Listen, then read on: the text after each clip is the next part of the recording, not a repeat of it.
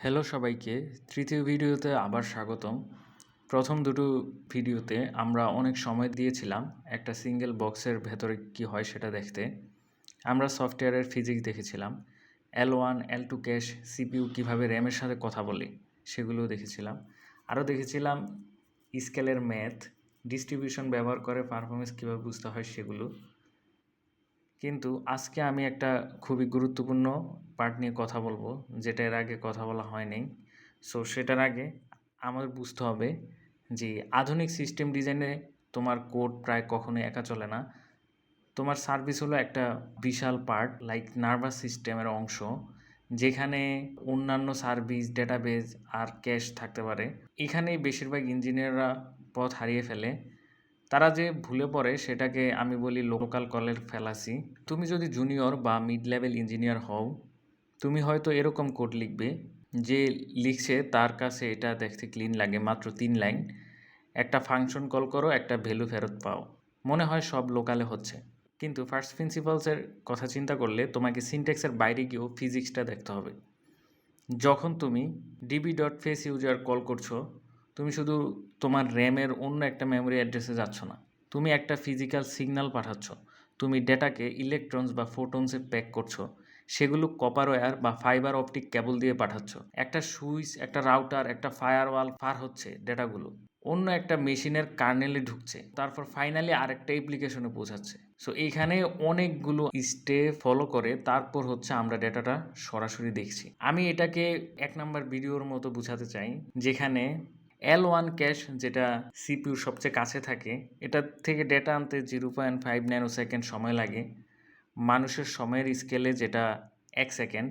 আবার হচ্ছে একই সিস্টেমে যদি র্যাম থেকে আমরা ডেটা আনার জন্য লোকালি হিট করি, সেক্ষেত্রে 100 ন্যানো সেকেন্ড টাইম লাগবে। মানুষের স্কেলে চিন্তা করলে সেটা হচ্ছে 3 মিনিটস। কিন্তু যখন নেটওয়ার্ক কল করব, মানে একটি ডিভাইস থেকে আরেকটি ডিভাইসে অথবা সার্ভার থেকে ডেটা সেন্টারে, তখন আমাদের সেটা হয়ে দাঁড়াবে 11 দিনের মতো। একটু ভাবো, যদি তোমার ডেস্কের কলম তুলতে 1 সেকেন্ড সময় লাগে, মানে L1 ক্যাশ, কিন্তু ফোন চেক করতে গেলে তুমি একটা নোটিফিকেশনের জন্য 11 দিন অপেক্ষা করছো, একটা মেসেজের জন্য 11 দিন অপেক্ষা করছো, তাহলে তুমি তোমার জীবনে তোমার ফোন দিনে 50 বার চেক করতে না, তুমি সব প্রশ্ন একসাথে বেচ করতে, তুমি সবগুলো মেসেজ একসাথে বেচ করতে বা একসাথে সিন করতে, 11 দিনের যে প্রত্যেকবার চেক করা সেটা হচ্ছে এড়ানোর চেষ্টা করতে। অথচ আমাদের মাইক্রো সার্ভিস আর্কিটেকচারে আমরা এই 11 দিনের কল প্রতিনিয়ত করি, কারণ লোকাল কলের অ্যাবস্ট্রাকশন আমাদের কাছে এই টেক্সটটা লুকিয়ে রাখে। টেক্সট বলতে বোঝানো হয়েছে শুধুমাত্র ডেটা পাঠানো না, শুধুমাত্র ল্যাটেন্সি না, এইখানে অনেক কিছু ফ্যাক্টর আছে। ফ্যাক্টরগুলো কি কি সেটাই হচ্ছে আমরা এই ভিডিওতে আরও ভালোভাবে দেখব। আমাদের এই ভিডিওতে আসলে আমাদের যে বড় গুরুত্বপূর্ণ পার্টটা, সেটা হলো দ্য টেক্সট। আমরা কিভাবে শুধুমাত্র ডেটা পাঠাই তা না, ডেটাটা প্রসেস করা থেকে শুরু করে আরেকটা সিস্টেমে, অ্যাপ্লিকেশনে যাওয়া পর্যন্ত আমাদের পথে পথে অনেকগুলা ট্যাক্সের মতো কিছু হিসাব নিকাশ করতে হয়, এক্সট্রা টাইম দিতে হয়। সেটাকে আমরা এই ভিডিওতে ট্যাক্স হিসেবে বোঝানোর চেষ্টা করব। আমাদের যে প্রথম ট্যাক্সটা লাগে সেটা হচ্ছে ডিএনএস ট্যাক্স। যখন আমরা একটা ইউআরএল হিট করি, ধরো api.payments.internal, তখন আমার কম্পিউটার কিন্তু এটাকে চিনে না। এটার আন্ডারে একটা আইপি অ্যাড্রেস একটা ডিএনএস সার্ভারে থাকে। তখন সে ইউডিপি প্যাকেট পাঠায় ডিএনএস সার্ভারে, সেটা একটা রাউন্ড ট্রিপ, মানে হচ্ছে সে ওইখানে যে চেক করবে আছে কিনা, সবচেয়ে কাছের যেই ডিএনএস সার্ভার আছে সেটাতে চেক করবে আছে কিনা। সেখানে একটা রাউন্ড ট্রিপ টাইম স্পেন্ড হবে, এবং সেই ডিএনএস সার্ভারে যদি না থাকে তখন সে আরেকটা ডিএনএস সার্ভারে যায়। ডিএনএস সার্ভারে আমাদের কাছেও থাকতে পারে, আবার যে কোনো সার্ভারেও থাকতে পারে। সো প্রথমবারের ক্ষেত্রে আমাদের এটা অনেক টাইম লাগে। ডিএনএস রেজুলেশনে তোমার রিকোয়েস্ট শুরু হওয়ার আগে 1 থেকে 10 মিলি সেকেন্ড যোগ করতে হয় টোটাল সময়ের সাথে। সো এইটা একটা টেক্স। সো দ্বিতীয় টেক্স হচ্ছে কানেকশন টেক্স, টিসিপি হ্যান্ডশেকিংয়ের যে প্রসেসটা আছে সেটা। এখন ধরো তুমি কোনো একটা ডিএনএস সার্ভার থেকে হোস্টিং নেম অনুযায়ী একটা আইপি নিয়ে আসছো, আইপিটা পাইছো। এখন তুমি টিসিপি ব্যবহার করতে চাও কারণ রিলায়েবিলিটি দরকার। সো টিসিপি একটা স্টেটফুল প্রোটোকল, কিন্তু ওয়্যার স্টেটলেস, মানে আমরা যে মাধ্যম দিয়ে পাঠাবো সেটা স্টেটলেস। সো একটা কানেকশনের ইলিউশন তৈরি করতে তোমাকে থ্রি ওয়ে হ্যান্ডশেক করতে হবে। থ্রি ওয়ে কেন বলছি? কারণ তুমি পাঠাও সিঙ্ক, আবার সার্ভার পাঠায় সিঙ্ক এসিকে, মানে অ্যাকনোলেজমেন্ট, তোমার সিঙ্কটা এবং অ্যাকনোলেজমেন্ট পাঠায়, তুমিও পাঠাও এসিকে। এটা একটা পুরো রাউন্ড ট্রিপ আরটিটি, যেখানে তুমি অ্যাপ্লিকেশন ডাটার একটা বাইটও পাঠাওনি, শুধুমাত্র হ্যান্ডশেক করছো। এটা জাস্ট খালি সার্ভারের সাথে হ্যান্ডশেক করা যে আমি তোমাকে ডেটা পাঠাইতে চাচ্ছি। সো সার্ভারের যদি আরটিটি হয় 50 মিলি সেকেন্ড, তুমি শুধু হেলো বলতে 50 মিলি সেকেন্ড খরচ করলে, এইটা একটা ট্যাক্স, এখানে একটা টাইম লাগবে। দ্বিতীয় ট্যাক্স হচ্ছে টিএলএস হ্যান্ডশেকিং। এখন যেহেতু 2026 সাল, তুমি ডেটা ক্লিয়ার টেক্সটে পাঠাচ্ছ না, তুমি টিএলএস মানে HTTPS ব্যবহার করতেছো। টিসিপি হ্যান্ডশেকের পরে আবার টিএলএস হ্যান্ডশেক করতে হবে। মূলত টিএলএস হ্যান্ডশেকিংয়ের ভিতরে সার্টিফিকেট এক্সচেঞ্জ হয়, সাইফার স্যুট নির্ধারণ হয়, সেশন কিজ তৈরি হয়। টিএলএস 1.2 এটা নিত এক্সট্রা রাউন্ড ট্রিপ, কিন্তু টিএলএস 1.3 এটাকে একটায় নামিয়েছে। অপেক্ষা তো আছেই। আর সিপিইউকে আরএসএ বা ইলিপ্টিক কার্ভ ম্যাথ করতে হচ্ছে সার্টিফিকেটস ভেরিফাই করার জন্য। এটা নেটওয়ার্ক ট্যাক্সের উপর একটা কমপ্লিট ট্যাক্স। মানে এই যে আমাদের হ্যান্ডশেক করতে আমাদের যে সার্টিফিকেটসগুলো আদান প্রদান করতে হচ্ছে, সেগুলোকে আবার সিপিইউ হচ্ছে বিভিন্ন ধরনের এনক্রিপশন ডিক্রিপশন অ্যালগোরিদম দ্বারা সেটাকে হচ্ছে ভেরিফাই করতেছে। সো এখানে নেটওয়ার্ক ট্যাক্স তো আছেই, কম্পিউটারের জন্য একটা কম্পিউটার ট্যাক্সও হচ্ছে। এরপরে হচ্ছে কার্নেল ট্যাক্স, যেইখানে একবার দেখো সার্ভারের ভেতরে কি হচ্ছে। তোমার অ্যাপ্লিকেশন কোড থেকে ইউজার স্পেসে কিন্তু নেটওয়ার্ক ইন্টারফেস কার্ড ম্যানেজ করে কার্নেল। কার্নেল হচ্ছে আমাদের যে অপারেটিং সিস্টেমের ভিতরে কমন মেশিনটা থাকে, অপারেটিং সিস্টেমের যে কোর পার্টটা সেটা হচ্ছে কার্নেল। সব অপারেটিং সিস্টেমের কার্নেল আছে, যেরকম লিনাক্স, উইন্ডোজ বা ম্যাক ওএস, সব কিছুর ভিতরে কার্নেল থাকে। কার্নেলটা হচ্ছে ওএস এর একটা কোর পার্ট। কার্নেল মূলত আমাদের যে নেটওয়ার্ক ইন্টারফেস কার্ড ম্যানেজ করে, পোর্ট ম্যানেজ করে, যেখান থেকে হচ্ছে ওয়্যার কানেক্টেড থাকে এবং ওই ওয়্যার থেকে ডাটা আসলে কার্নেল সেটা রিসিভ করে, তারপর সেই ডাটা কপি করতে কার্নেলের মেমোরি থেকে, কার্নেলের একটা নিজস্ব মেমোরি থাকে, সেই মেমোরি থেকে তোমার অ্যাপ্লিকেশনের মেমোরিতে ডেটা নেয়। এটাকে একটা সিস কল বলে। সিপিইউকে তোমার কোড চালানো বন্ধ করে কার্নেল মোডে সুইচ করতে হয়, বাইটস মুভ করতে হয়, আবার ফিরে আসতে হয়। এই কনটেক্সট সুইচ ভেরি এক্সপেন্সিভ। হাজার হাজার ছোট রিকোয়েস্ট আসলে সিপিইউ বিজনেস লজিক প্রসেস করার চেয়ে বেশি সময় দেয় ইউজার আর কার্নেলের মোডের মধ্যে কনটেক্সট সুইচ করতে। সো অনেক হাই পারফরমেন্স নেটওয়ার্কিং সলিউশনে যেমন ডিপিডিকে বা ইবিপিএফ ব্যবহার করা হয়, যেগুলো হচ্ছে এই ওয়ালটা বাইপাস করার চেষ্টা করে। আমাদের এখন তিনটা ধাপ পার হইতে হয়, যেমন একটা অ্যাপ্লিকেশন, তারপর হচ্ছে মাঝখানে কার্নেল, এরপর হচ্ছে হার্ডওয়্যার। সো ডিপিডিকে মূলত একটা ওয়াল বাইপাস করে, সেই অ্যাপ্লিকেশন যেন ডিরেক্টলি হার্ডওয়্যারের সাথে কথা বলতে পারে, কার্নেল ট্যাক্স এড়িয়ে সেটা সলভ করার চেষ্টা করে। সো এইটা হইলো আরেকটা ট্যাক্স, কার্নেল ট্যাক্স। এরপরে হচ্ছে আরেকটা কনজেশন ট্যাক্স, যেটা হচ্ছে ইনভিজিবল ট্যাক্স। নেটওয়ার্ক একটা শেয়ার্ড রিসোর্স, কোনো সুইচ কনজেস্টেড হলে, মানে অনেকগুলো রিকোয়েস্ট বা ট্রাফিক যদি বেড়ে যায়, সেক্ষেত্রে প্যাকেট ড্রপ করতে শুরু করে। টিসিপি ইভেনচুয়ালি সেটা বুঝতে পারে এবং রিসেন্ড করে, কিন্তু এই রিসেন্ড করতে গিয়ে সে অনেক টাইম নেয়। ওইটা 1 মিলি সেকেন্ড রিকোয়েস্ট হয়ে যায় তখন 200 মিলি সেকেন্ডের মতো। এটা হয় আসলে যখন ট্রাফিক অনেক বেড়ে যায়, অন্য কোনো ট্রাফিকের কারণে এই লেটেন্সি আমাদের ফেস করতে হয়। সো এটা সেই টেইল লেটেন্সি, যেটা নিয়ে আমি 2 নাম্বার ভিডিওতে কথা বলেছিলাম। নেটওয়ার্ক ট্যাক্স কোনো ফ্ল্যাট ফি না, এটা একটা ফি যেটা র্যান্ডমলি 100 গুণও হয়ে যেতে পারে। যখন তুমি সেই এক লাইনের কোড লিখবে যে user equal DB dot fetch user, just এক লাইনের কোড, কিন্তু আমাদের যে চেক লিস্টটা দেখতে হবে যে এই এক লাইন কোড আমাদের কি কি করছে ইন্টারনালি।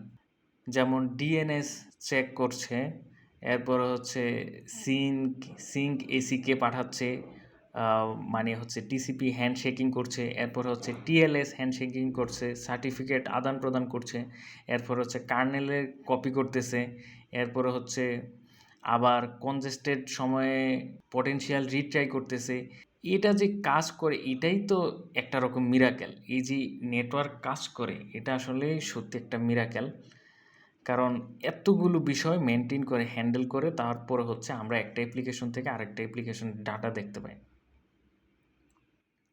আচ্ছা, সো পরের অংশে আমি জুম করব এই পুরো প্রসেসের সবচেয়ে ওয়াস্টফুল অংশে। আমরা আসলে কিভাবে আমাদের সুন্দর অবজেক্টকে টেক্সট স্ট্রিংয়ে রূপান্তর করি। সো এবার এমন একটা বিষয় নিয়ে কথা বলি যেটা শুনতে বোরিং লাগে, কিন্তু ডিস্ট্রিবিউটেড সিস্টেমসে সবচেয়ে সিপিইউ ইন্টেন্সিভ কাজগুলোর একটা, যে সেটা হচ্ছে সিরিয়ালাইজেশন। ভাবো তোমার র্যামে একটা সুন্দর স্ট্রাকচার্ড অবজেক্ট আছে, হয়তো একটা C++ স্ট্যাক বা পাইথন ক্লাস অথবা জাভা স্ক্রিপ্টের একটা অবজেক্ট, কিন্তু নেটওয়ার্ক তো অবজেক্ট বুঝে না। নেটওয়ার্ক বুঝে শুধু বাইটসের স্ট্রিম। তাই তোমাকে সেই অবজেক্টকে সিরিয়ালাইজ করতে হবে, বাইট স্ট্রিংয়ে ফ্ল্যাটেন করতে হবে এবং তারপর অন্য প্রান্তে ডিসিরিয়ালাইজ করতে হবে। সো গত 15-20 বছর ধরে সারা দুনিয়ার ডিফল্ট হয়ে আছে জেসন। আমি দেখাতে চাই ফার্স্ট প্রিন্সিপালের দৃষ্টিতে জেসন হাই পারফরমেন্স সিস্টেমের জন্য একটা বিপর্যয়। বাম দিকের জেসন দেখো, আমাদের কাছে দারুণ দেখায়, আমরা পড়তে পারি, নোটপ্যাডে এডিট করতে পারি, কিন্তু সিপিইউকে কি করতে হচ্ছে? সিপিইউকে string character by character scan করতে হচ্ছে, ডাবল কোড খুঁজতে হচ্ছে, সে কি আইডি খুঁজে বের করে, তারপর হচ্ছে কোলন দেখে, তারপর দেখে 4 আর 2 ক্যারেক্টার্স, কিন্তু সিপিইউ 4 আর 2 ক্যারেক্টার্স দিয়ে ম্যাথ করে না, তার দরকার বাইনারি ইন্টিজার 42। তাই তাকে একটা পার্সিং রুটিন চালাতে হয়, সেই স্ট্রিংকে নাম্বারে কনভার্ট করতে হয়, তারপর অ্যারে ব্রেকেট আসে। সিপিইউ জানে না অ্যারে কত বড়, তাই ক্লোজিং ব্রেকেট না পাওয়া পর্যন্ত সে স্ক্যান করতে থাকে। তো প্রতিটা জেসন পার্সে বিশাল পরিমাণ স্ট্রিং ম্যানিপুলেশন আর মেমোরি অ্যালোকেশন হচ্ছে। কিসের জন্য? স্ট্রিং ভ্যালুজের জন্য নতুন অবজেক্ট, হাই ট্রাফিক সার্ভিসে গার্বেজ কালেক্টর, জাভা, গো, পাইথন, যাই হোক, শুধু জেসন পার্সারের ফেলে যাওয়া আবর্জনা পরিষ্কার করতে অনেক সিপিইউ ইউটিলাইজ হয়ে যায়। সো এবার দেখো প্রোটোবাফ, ফ্ল্যাট বাফার্সের মতো বাইনারি ফরম্যাট। এই ফরম্যাটটা মূলত গুগল ইউজ করে থাকে। প্রোটোবাফে আমরা ওয়ারি স্ট্রিং আইডি পাঠাই না, আমরা আইডিকে ফিল্ড নাম্বার দিয়ে দিই, ধরো 1। ওয়ারে আমরা শুধু একটা সিঙ্গেল বাইট পাঠাই যেটা বলে ফিল্ড 1 আসছে। এটা একটা 4 বাইট ইন্টিজার। সিপিইউ এটা পার্স করে না, সে শুধু 4 বাইট সরাসরি রেজিস্টারে কপি করে, কোনো স্ট্রিং স্ক্যানিং নেই, কোনো অ্যাম্বিগুইটি নেই। এইখানে তার আর স্ট্রিং ম্যানিপুলেশন করতে হইতেছে না, যার কারণে সিপিইউ জাস্ট রেজিস্টারে কপি করে দেয় আর ক্যালকুলেট করে, যেহেতু এগুলো বাইট আকারেই থাকে। সো এই ক্ষেত্রে দেখা যায় যে সিপিইউ ইউটিলাইজেশন 2%, আর আমাদের যে জেসন সেটা হচ্ছে সিপিইউ ইউটিলাইজেশন প্রায় 30% করে থাকে। অন্যদিকে জিআরপিসির ইন্টারনালস দেখবে, যেটা গুগল প্রায় সব কিছুর জন্য ব্যবহার করে, সেটা প্রোটোবাফ এর উপর বিল্ড। কমিউনিকেশন ট্যাক্স উল্লেখযোগ্যভাবে কমে যায়, কারণ কাজটা কমপ্লেক্স স্ট্রিং পার্সিং থেকে সিম্পল মেমোরি কপিংয়ে নেমে আসে। আর আরও গভীরে গেলে আছে ফ্ল্যাট বাফার্স। গেম ডেভেলপমেন্টে আর নেটফ্লিক্সের মতো কোম্পানিতে ব্যাপকভাবে ব্যবহৃত হয়। ফ্ল্যাট বাফার্স হলো জিরো কপি, ডেটা ওয়্যারে যেভাবে স্ট্রাকচার হয় র্যামও ঠিক সেভাবে, ডিসিরিয়ালাইজই করতে হয় না, শুধু নেটওয়ার্ক বাফারকে একটা পয়েন্টারে ম্যাপ করো আর ব্যবহার শুরু করো, দ্যাটস ইট।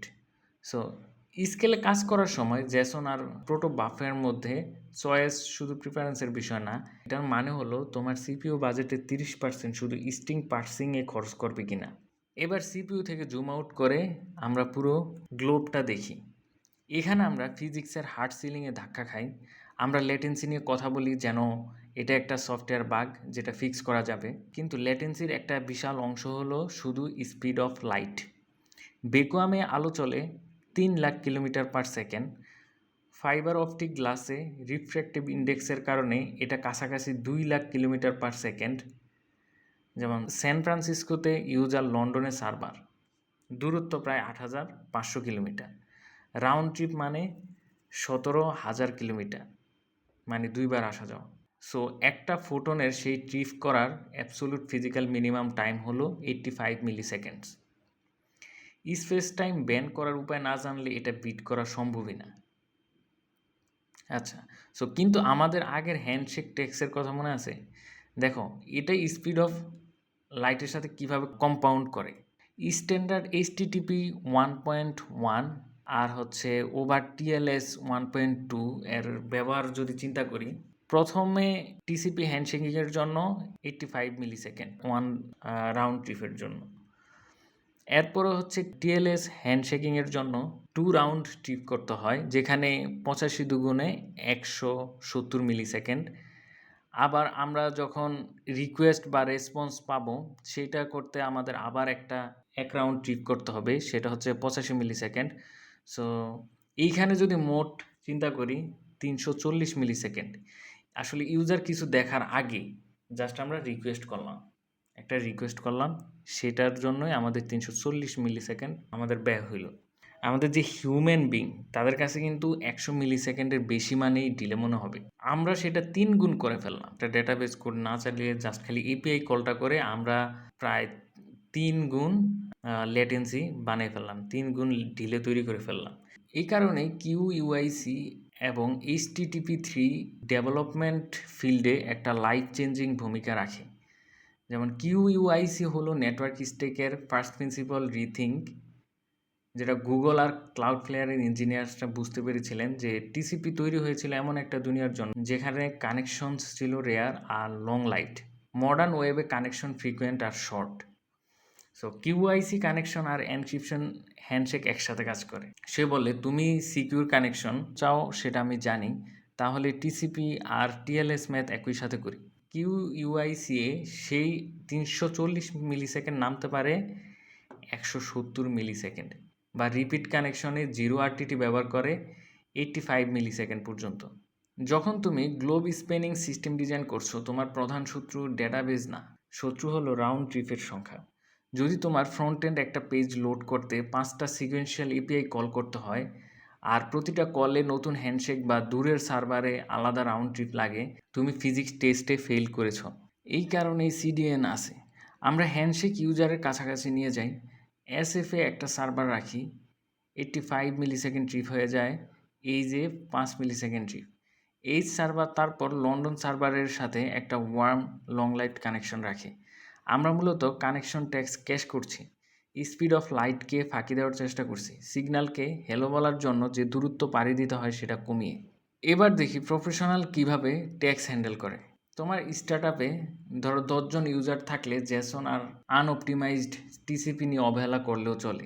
কিন্তু ডিসকর্ডের মতো millions of concurrent users real টাইমে কথা বলছে, কমিউনিকেশন ট্যাক্স একটা $multi-million সমস্যা হয়ে যায়। ডিসকর্ডের গেটওয়ে সার্ভিস আছে, তোমার ফোনে ডেস্কটপ অ্যাপে এন্ট্রি পয়েন্ট, তার পেছনে আছে শত শত মাইক্রো সার্ভিস। শুরুর দিকে তারা বুঝতে পারলো যদি সার্ভিস এ সার্ভিস বিকে কল করে আর সার্ভিস বি সার্ভিস সিকে কল করে আর সবাই স্ট্যান্ডার্ড রেস্ট আর জেসন ব্যবহার করে, তাহলে ট্যাক্স তাদের খেয়ে ফেলছে। তাই তারা হেভিলি জিআরপিসিতে সুইচ করলো। ডিসকর্ডের জন্য জিআরপিসির ম্যাজিক শুধু বাইনারি সিরিয়ালাইজেশন প্রোটোবাফ ছিল না, ছিল HTTP2 মাল্টিপ্লেক্সিং। পুরনো দুনিয়ায় কোনো সার্ভিস যদি অন্য সার্ভিসকে 50টা আলাদা আপডেট পাঠাতে চায়, তাকে হয় 50টা কানেকশন খুলতে হতো, যেটা হচ্ছে বিশাল কার্নেল ট্যাক্স, অথবা একটা করে পাঠাতে হতো। HTTP2 দিয়ে সেই 50টা রিকোয়েস্ট একটাই টিসিপি কানেকশনের সাথে পাঠানো যায়। হ্যান্ডশেক টেক্সট একবার দাও, তারপর পাইপ খোলা রাখো, এটাকে বলে কানেকশন পুলিং। এবার আরও এক্সট্রিম উদাহরণ, ডেটা সায়েন্সের দুনিয়ায় অ্যাপাচি অ্যারো। ধরো তোমার ক্লিক হাউস বা স্নোফ্ল্যাক এ বিশাল ডেটা সেট আছে, আর তুমি সেটা পাইথন মেশিন লার্নিং মডেলে নিতে চাও। সাধারণত ডেটাবেসকে ডেটা সিএসভি বা জেসনে সিরিয়ালাইজ করতে হয়, ওয়ারে পাঠাইতে হয়, পাইথন সাইডে পার্স করে নামপাই অ্যারে বানাতে হয়। এটা 90% ট্যাক্স, 10% কাজ। অ্যাপাচি অ্যারো সেই দুনিয়া বদলে দিয়েছে, একটা স্ট্যান্ডার্ড মেমোরি লেয়ার ডিফাইন করে। ডিস্কে ডেটা, ওয়্যারে ডেটা আর র্যামে ডেটা সবই আইডেন্টিক্যাল। এটা দিয়ে সম্ভব হয়েছে zero copy deserialisation. Bytes network কার্ডে পৌঁছালে ওএস সরাসরি সেই বাফারকে অ্যাপ্লিকেশনের মেমোরিতে ম্যাপ করে, কোনো পার্সিং নেই, কোনো কনভার্সন নেই, ট্যাক্স ইফেক্টিভলি শূন্য থাকে। আজকে যখন বলা হয় বিগ ডাটা ফাস্ট হয়ে গেছে, এটা ফাস্টার সিপিইউর কথা বলা হচ্ছে না, বলা হচ্ছে শেয়ার্ড মেমোরি ফরম্যাট দিয়ে কমিউনিকেশন ট্যাক্স এলিমিনেট করার কথা। তাহলে অনেক কিছু কভার করলাম, স্পিড অফ লাইট, হ্যান্ডশেকের কস্ট, জেসনের মেসি পার্সিং, কার্নেলের বাধা। তুমি এটা দিয়ে কীভাবে বেটার আর্কিটেক্ট হবে, সব কিছু একটাই ফার্স্ট প্রিন্সিপালের নামে। সবচেয়ে এফিশিয়েন্ট কমিউনিকেশন হলো কোনো কমিউনিকেশন না করা। যদি অ্যাভয়েড করতে না পারো তাহলে টেক্সট মিনিমাইজ করতে এই 3টা রুল ফলো করো। নাম্বার 1, বেজ করো, চ্যাটার করো না, মানে বিক্ষিপ্ত করো না।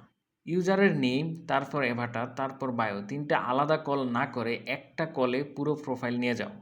ডেটাবেজ আপডেট করতে হলে 1000টা ইনসার্ট স্টেটমেন্ট না পাঠিয়ে 1000 রোজের একটা বেজ পাঠাও। নেটওয়ার্ক ট্যাক্স একবার দাও, 1000 বার না।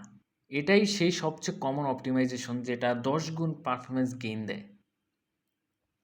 নাম্বার 2, কোলোকেট করো, যা একসাথে থাকার কথা।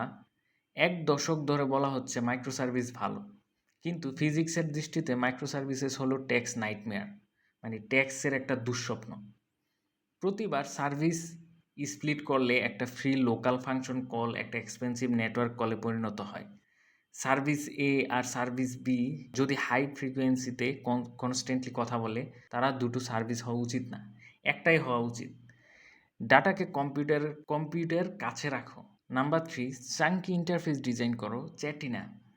চ্যাটি এপিআইতে ক্লায়েন্টকে অনেক কিছু জানতে হয় এবং অনেক প্রশ্ন করতে হয়। চাঙ্কি এপিআইতে ক্লায়েন্ট বলতে পারে, হোম স্ক্রিনের জন্য আমার যা দরকার সব দাও।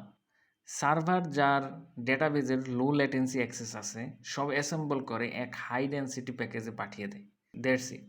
সো তুমি যখন পরে সিস্টেম বিল্ড করবে, শুধু লজিক নিয়ে না, লজিস্টিক নিয়েও ভাবতে হবে। যতবার তোমার কোডে এমন একটা ডট দেখবে যেটা নেটওয়ার্ক হোপ রিপ্রেজেন্ট করে, ভিজুয়ালাইজ করো তোমার ব্যাঙ্ক অ্যাকাউন্ট থেকে একটা ডলার সাইন বের হয়ে যাচ্ছে। নেটওয়ার্ক ট্যাক্সকে সম্মান করলে তোমার সিস্টেম হবে দ্রুত, ফাস্ট, AWS এর বিল কম হবে, আর P99 হবে সবচেয়ে সুন্দর ফ্ল্যাট লাইন।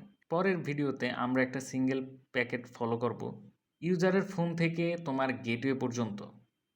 আমরা দেখব ডিএনএস, বিজিপি আর এজ ইন্টারনেট আসলে কিভাবে একসাথে টিকে আছে।